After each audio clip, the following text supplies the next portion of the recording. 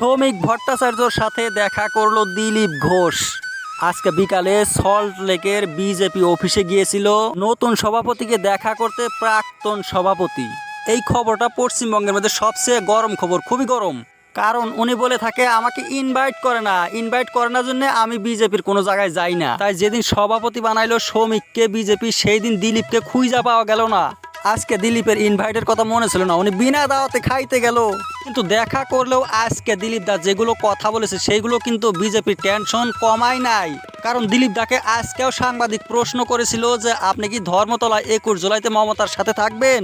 দিলীপ দা কিন্তু না বললো না। দিলীপ দা সাংবাদিকদেরকে বললো না কোন আক্কেলে আপনারা এই কথা আমাকে জিজ্ঞাসা করছেন, আমি হয়েছি বিজেপির লোক, মমতার সাথে আমি কেন থাকবো। তা ছেড়ে দিলীপ দা বলল আপনারা অপেক্ষা করুন, দেখতে পাবেন থাকবো না থাকবো। আর দিলীপ দা আগের পুরনো কথাগুলোই বলেছে সাংবাদিকদেরকে। তার মধ্যে একটা কথা নতুন বলেছে যে দিলীপের এখনো দাম আছে, যার দাম আছে তাকে নিয়ে জল্পনা কল্পনা চলে, আমার দাম আছে। কিন্তু বিজেপির অফিস থেকে মমতার সাথে যে থাকবে না, মমতার বিরুদ্ধে কিচ্ছু বললো না। দিলীপ দা দাম দেখাইতে গিয়ে পুরনো কথাগুলো আবার বলেছে সেই বিজেপি অফিসে গিয়ে। আমাকে বিজেপি সিকিউরিটি দিয়েছে, আমাকে এমএলএ বানিয়েছে, আমি প্রেসিডেন্ট ছিলাম, এমপি ছিলাম, বিজেপি আমাকে কি দেয় নাই। দিলীপের মনে রয়েছে খালি অতীত। যাদের মনে খালি অতীত ভরা তাদের মনটা কেমন আবেগে ভরা থাকে। শ্রমিক ভট্টাচার্য আর প্রাক্তন সভাপতি সুকান্ত মজুমদার আলাদা করে মানুষকে জানিয়ে দিয়েছে যে দিলীপ আমাদেরই লোক, আমাদেরই থাকবে যতদিন উনি বেঁচে থাকবে। দিলীপ দার মতো লোক যে আমাদেরকে ছেড়ে যাবে সেটা হয়েছে তলি ছাড়া কথা। আমাদের এখানে কোনো ভেদাভেদ নেই। ক্ষণিকের জন্য কোথাও ভুল বোঝাবুঝি হতে পারে, ক্ষণিকের জন্য কোথাও দূরত্ব তৈরি হতে পারে, কিন্তু এর অর্থ এটা নয় যে সে দলের বাইরে চলে গেছে। তৃণমূল কংগ্রেসে দিলীপ ঘোষ কোনো যাবে না।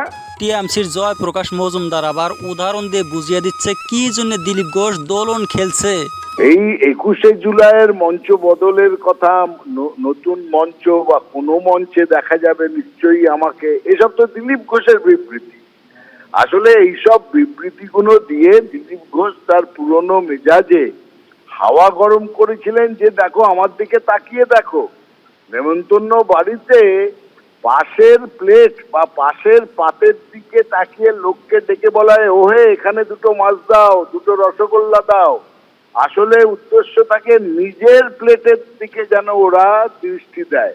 দিলীপ ঘোষ সেই একই কায়দায় কিছু কথা বলে তার নিজের দিকে শ্রমিক ভট্টাচার্যের নতুন যিনি সভাপতি হয়েছেন তার দৃষ্টি আকর্ষণ করেছিলেন। আরে আমি তো এক কোনায় পড়ে আছি, আমাকে দেখছো না, এই বলে বলেছিলেন যে নতুন মঞ্চে যেতে পারি, নতুন মঞ্চ হতে পারে 21শে জুলাই। এটা তো দিলীপ ঘোষ বলেছিলেন। তৃণমূল ইচ্ছেটা কোথায় দেখালো? কিন্তু একটা কথা সত্য যে নেতারা দলের বিরুদ্ধে কাজ করতে পারে তারা দল ছেড়েও দিতে পারে।